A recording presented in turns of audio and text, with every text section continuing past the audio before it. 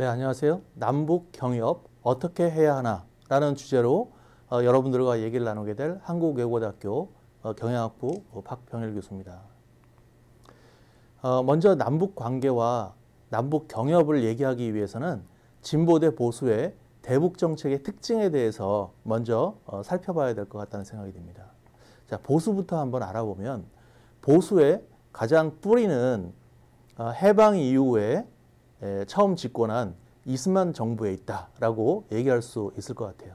그 이후에 5.16 쿠데타를 통해 집권한 박정희 정부, 12.12 사태를 통해 정권을 찬탈한 전두환 정부, 그 이후에 직선제로 선출된 노태우 정부, 그리고 3당 합당을 통해 탄생한 김영삼 정부, 가장 최근에는 이명박 정부, 그리고 박근혜 정부로 이어졌죠. 그래, 이들은 대개 여러분들 아마 아시는 것처럼 북한에 대한 제재와 압박을 위주로 한 대북 정책을 추진해 왔습니다. 그 반면에 진보 정권의 가장 뿌리는 3.15 부정선거를 통해 그 이승만 정부가 실각함에 따라 등장한 제2공화국 민주당 정부, 그 이후에 외환위기 이후에 집권한 김대중 정부, 그 뒤에 노무현 정부, 그리고 문재인 현 정부로 이어졌죠. 이들의 특징은 대북 포용 정책을 근간으로 하고 있습니다.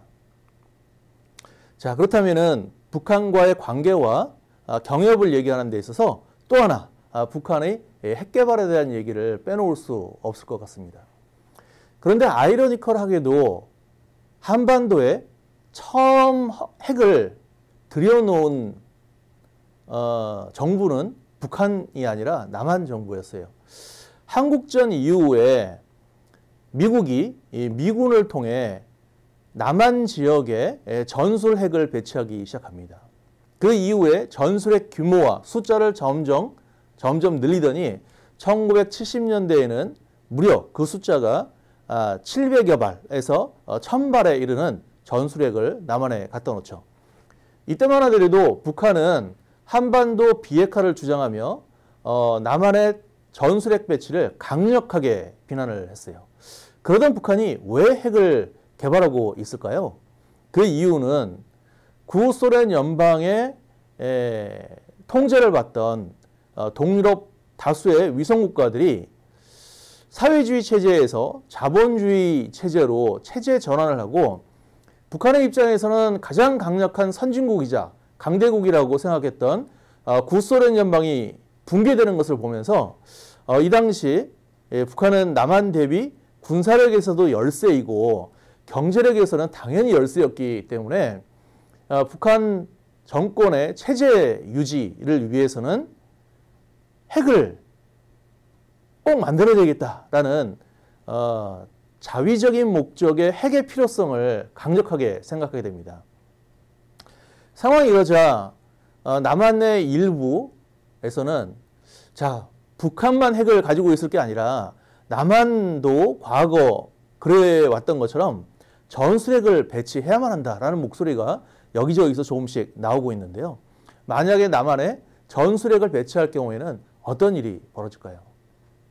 물론 이제 한반도 주변의 4대 강국들이 남한의 핵 보유를 강력하게 반대할 것이면 불을 보듯 뻔한 일이고요. 또 만약에 전술핵을 남한에 배치할 경우에는 한반도 비핵화에 대한 명분이 사라지고 한반도는 그야말로 핵의 각축장이 될 수 있는 그래서 대단히 안보적으로 위험한 지역이 될 수 있을 것입니다. 당연히 그래서는 안 되겠죠. 자, 그래서 진보와 보수 간의 특징에 대해서 앞서 슬라이드에서 잠시 살펴봤는데 흥미롭게도 보수 정부였던 노태우 정부는 한때 남북 간 기본 합의서를 채택하게 됩니다. 혹시 기억하시는지 모르겠지만 노태우 정부는 중국이 사회주의 체제에서 자본주의 경제로 이행하고 구소련 연방이 붕괴되자 북방 정책을 추진하게 되죠. 북방 외교를 추진하게 됩니다. 그 과정에서 북한과 남북 기본 합의서를 채택을 하고 그 주요 내용은 남북한 상호 서로 앞으로는 체제를 인정하겠다. 그리고 우리 서로 침략하지 말자. 상호 불가침. 그리고 남북 교류와 협력을 확대키로 약속을 합니다. 하지만 기본적으로 보수적 가치관은 앞서 말씀드렸던 것처럼 북한에 대한 제재와 압박이라고 정리할 수 있죠. 따라서 보수 정권에서는 남북 정상회담은 꿈꾸기가 굉장히 어려웠습니다. 혹시 통치권자가 남북 정상회담을 생각하고 있더라도 지지자들이 그걸 원하지 않았거든요. 그러다 제1차 남북 정상회담은 김대중 정부에서 비로소 처음 갖게 되는데요. 2000년 6월 13일부터 15일까지 평양에서 2박 3일 동안 진행이 됐고 6.15 남북 공동선언을 발표하게 됩니다. 6.15 남북 공동선언의 구체적인 내용을 알아보기 이전에 제1차 남북 정상회담의 배경이 되었던 금강산 관광에 대해서 잠시 언급을 하고자 합니다. 금강산 관광은 1989년 현대그룹 창업자 고 정주영 씨가 방북을 해서 북한 측 고위 관계자와 금강산 관광개발 의정서를 체결함으로써 처음 기초를 닦게 됩니다. 그 이후에 많은 분들이 기억을 하실 것 같은데 98년 6월과 10월에 남한의 소 1,001마리를 트럭에 싣고 육로로 북한을 간 일이 있고 소 1,001마리를 북한에 기부를 하죠. 그 이후에 11월 18일에 금강산 관광이 비로소 시작이 됩니다. 그런데 안타깝게도 이 금강산 관광이 한 10여 년 유지가 되다가 7월에 한국의 관광객 한 명이 북한 금강산 인근 해안가를 산책을 하다 가지 않아야 하는 군사 통제구역을 접근하게 되고 그러한 상황이 발생하자 북한군이 경고 끝에 이 관광객을 상대로 총격을 하는 그런 안타까운 일이 발생을 했어요. 이 총격을 받은 관광객은 그 당시 사망을 했습니다. 그러자 그 바로 다음 날 7월 12일에 한국 정부는 금강산 관광을 잠정 중단시켰죠. 6.15 남북 공동선언에서는 몇 가지 합의사항이 있습니다만 크게는 제 생각에는 한 3가지 정도가 가장 중요한 그 키포인트가 아닐까 싶은 생각입니다. 첫째는 남과 북은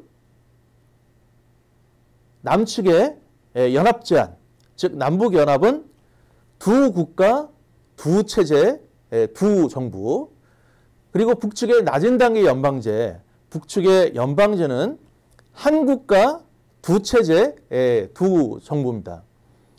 이들 방안에는 공통점이 있기 때문에 앞으로 이 방향에서 통일을 지향해 나가기로 합의를 하고 둘째는 이산가족 상봉과 비전향 장기수를 송환키로 약속을 합니다. 과거에는 미전향 장기수라고 했어요. 미전향 장기수란 전향을 마땅히 해야 함에도 불구하고 아직 하지 않았다라는 부정적 의미가 그 안에 담겨 있었는데 최근에는 미전향 장기수라고 하지 않고 비전향 장기수라고 일컫습니다. 그리고 더불어서 남과 북은 경제 협력을 강화하기로 추진하기로 그렇게 약속을 합니다. 이러한 경제 협력에 대한 약속을 기반으로 탄생한 것이 개성공단이에요. 개성공단은 2000년 8월 22일 북한과의 합의로 시작을 했고 2003년 6월 30일 1단계 개발에 착수했으며 그리고 18개사가 본격적으로 운영을 시작해서 마지막에는 125개사 그리고 북한 근로자 54,947명이 근무를 하는 꽤나 큰 규모로 조성이 됐습니다. 이 개성공단의 의미는 한국이 전 세계에 있는 여러 나라와 FTA, Free Trade Agreement, 우리말로는 자유무역 협정이라고 하는데 많은 자유무역 협정을 체결하는 과정에서 개성공단의 생산품을 남한산, 즉 한국산으로 인정을 받아요. 즉 값싼 노동력을 활용해서 생산한 제품이 값싸게 다른 나라에 수출할 수 있는 길이 열림에 따라서 한국산 제품이 가격 경쟁력을 갖게 되는 계기가 됐죠.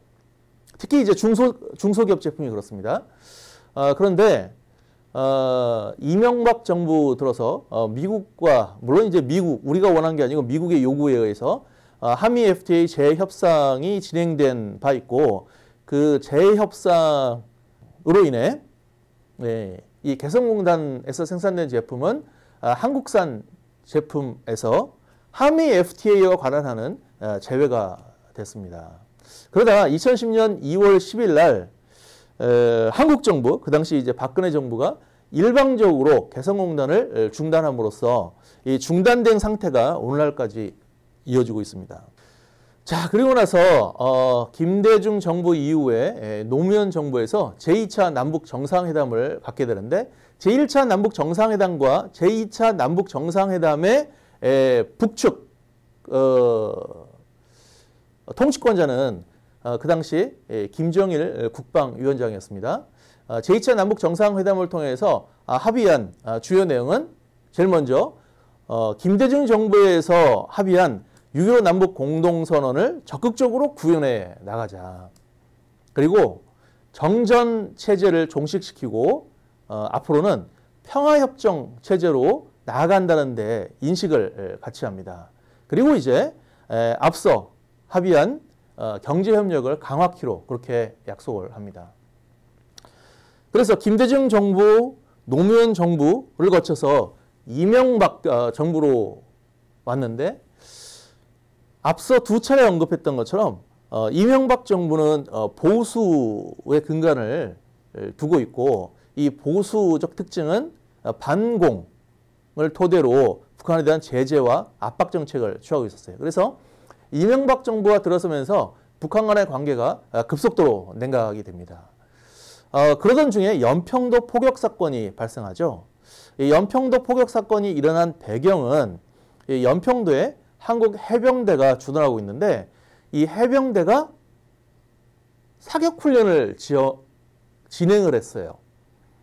근데 이 사격훈련을 진행했던 그 당시에 포가 떨어진 탄착 지점과 관련해서 남한의 주장과 북한의 주장이 엇갈립니다.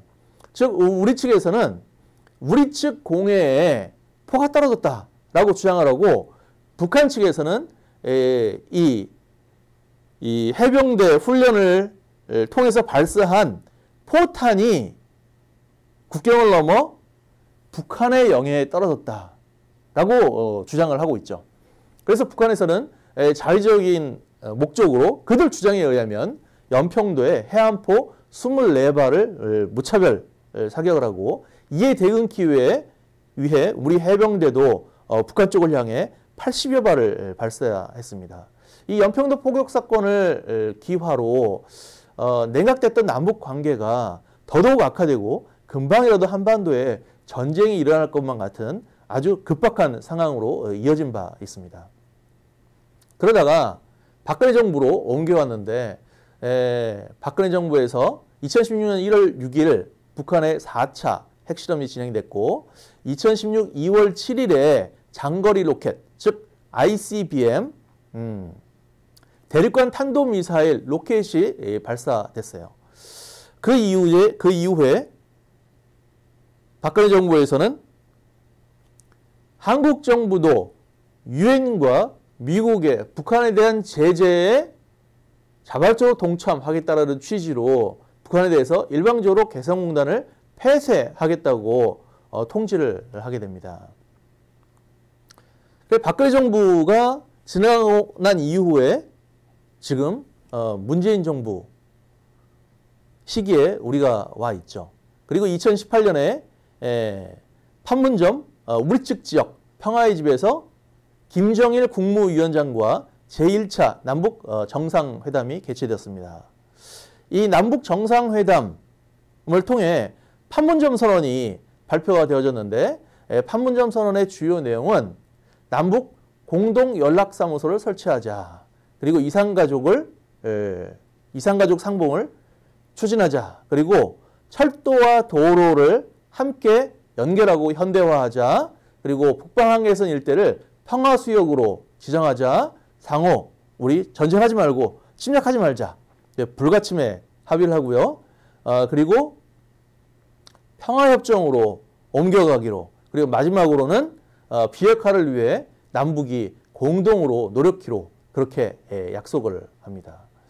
그 뒤에 아주 갑자기 12시간 만에 전격적으로 판문점 북측 지역 통일각에서 제2차 남북 정상회담이 스팟으로 열렸고 그리고 3차 정상회담이 2018년 9월 18일부터 20일까지 평양에서 개최됐어요.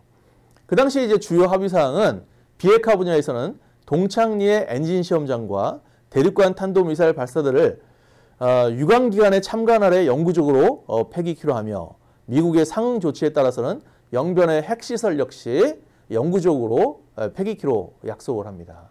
그리고 군사 분야에서는 한국전 때 묻힌 그리고 발굴하지 못한 유해를 공동 발굴하는 데 약속을 하고 그리고 경제 분야와 관련해서는 철도와 도로를 연결함과 동시에 중단된 개성공단과 금강산 관광을 정상화시키기로 합니다.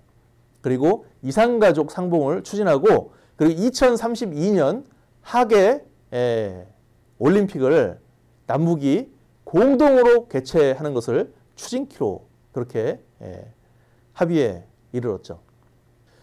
자, 지금까지 이 남북관계 그리고 남북한 경제협력의 역사적인 스토리를 쭉 살펴봤는데 그럼에도 불구하고 즉 세 차례에 걸친 남북한 간의 최근 정상회담에도 불구하고 남북한 경제협력을 어렵게 하는 변수들이 존재합니다. 우리 측 관점에서는 북한의 핵이 어떻게든 해결이 돼야 하죠. 그래서 아직까지 이 핵 문제가 해결이 되지 못하고 있다는 점. 그리고 북한 관점에서는 자, 세 차례 정상회담을 하고 약속을 하면 뭐하니? 너희들은 미국이 허락을 안 하면 아무것도 못하니? 즉 남북한 정상회담을 세 차례나 했음에도 불구하고 이행되지 못하고 있는 남북 합의사항들.